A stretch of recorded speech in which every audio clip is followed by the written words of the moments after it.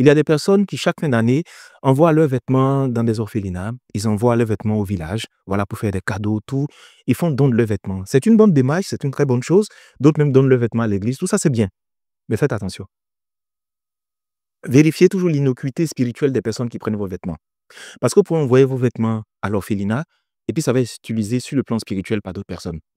C'est pourquoi moi je dis aux gens, si vous voulez faire des dons, donnez des vêtements qui sont nouveaux.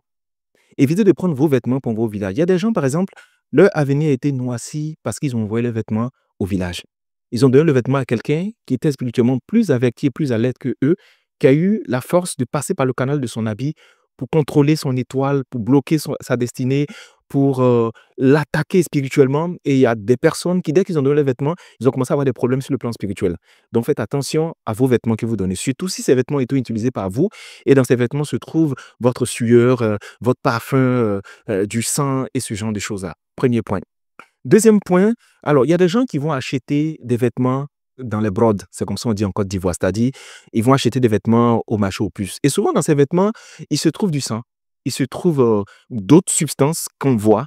Et puis les gens prennent les vêtements, ils les portent directement. Ils prennent même pas le temps de laver ces vêtements, de les nettoyer avant de les porter. J'ai vu des gens, ils achètent le vêtement tout de suite et puis ils le portent. C'est très dangereux, faites attention. Est-ce que vous savez que dans ces vêtements, il se trouve des habits de certaines personnes qui sont mortes à l'hôpital? Des gens qui sont morts dans des accidents, des femmes qui sont mortes en accouchant. Il y a des habits des défunts. Et ce que vous ne savez pas, c'est que dans ces habits se trouvent des alliances, se trouvent des forces spirituelles qui finalement viennent vous attaquer, viennent bloquer votre destinée. Faites très attention à ce que vous prenez et à ce que vous portez. Et les gens qui vont jusqu'à acheter des dessous deuxième main et qui prennent ces dessous, qui les portent sans les nettoyer, sans prier sur ces vêtements. Et on va se dire, non, tu sais, je n'ai pas les moyens, donc je me débrouille. Tu peux te débrouiller, mais fais attention à tout ce qui j'appelle infection spirituelle. Alors, je vais vous donner encore un autre témoignage. Il y a un monsieur qui a acheté ses habits de fête, comme on dit. Vraiment, il a travaillé dur pour pouvoir mettre l'argent de côté pour acheter ses habits. Il a acheté des vêtements qu'il aimait beaucoup. Et au lieu de les porter, il attendait une belle occasion pour les porter. Malheureusement, il tombe malade et le monsieur décède. Et comme les vêtements sont à lui, on prend les vêtements et on remet à son frère. On dit vraiment, ce sont les habits de ton frère, tu peux prendre, tu peux porter. Depuis le jour où le frère a commencé à porter ses vêtements, il a commencé à faire des songes qui sont bizarres. Le défunt frère venait dans ses rêves pour le chercher, comme on dit, venir troubler ses nuits. Et il ne comprenait pas au début qu'est-ce qui se passe. Il faisait des songes où il les voit en train de lutter des vêtements avec son défunt frère. Il ne comprenait pas. Et c'est après, il s'est rendu compte en fait que les émotions du frère défunt se trouvaient dans ses habits. Il tenait à ses vêtements parce qu'il a souffert. Il a travaillé pour acheter ses vêtements et il n'a jamais porté ses vêtements. Et il venait chercher ses vêtements. Et la paix de ce dernier s'est trouvée quand il s'est débarrassé en bonne et en due forme de ses vêtements. Il a commencé à avoir la paix. C'est pour vous dire que faites attention aux habits que vous prenez. Il y a des gens qui aiment prendre les habits des défunts. Il y a des gens qui aiment porter des vêtements sans comprendre. Vous voyez souvent, on doit sortir, ah, j'ai pas tel habit, ils portent l'habit de quelqu'un, ils portent le vêtement d'une autre personne, faites attention. Les vêtements nous représentent sur le plan spirituel et c'est hyper dangereux.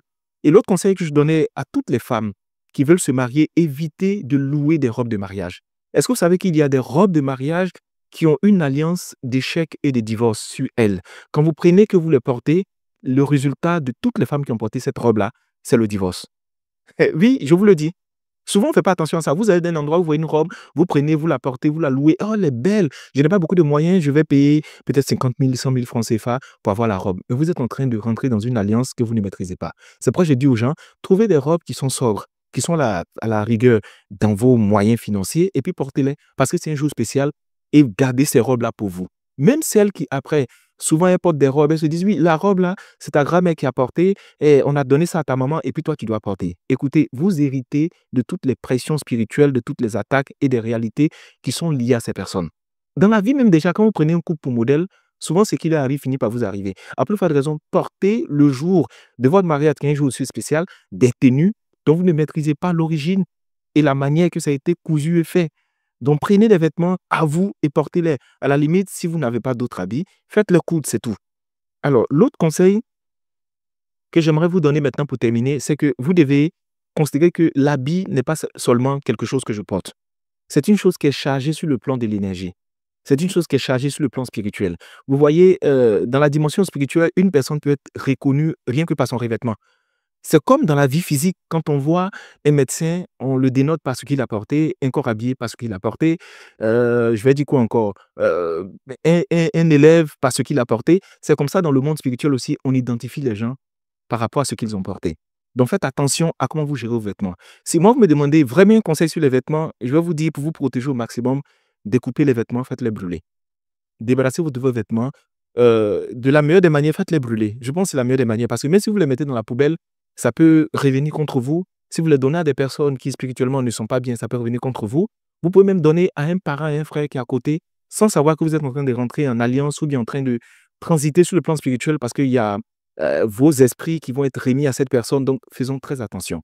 Et ici en France, on a au moins l'occasion de payer des vêtements qui sont neufs et de les porter, c'est mieux que d'aller prendre des vêtements deuxième main. Mais comme tout le monde n'a pas les mêmes moyens, je comprends les personnes qui vont acheter des vêtements seconde main dans les brodes ou bien au marché aux puces. Mais quand vous prenez ces vêtements, nettoyez en profondeur ces vêtements et prenez le temps de prier sur ces vêtements avant de les porter. Et c'est même si vous recevez des vêtements d'une personne, priez sur ces vêtements avant de les prendre. Et quand vous devez remettre des vêtements à des personnes, prenez toujours le temps de prier profondément sur ces vêtements avant de les remettre à ces personnes-là.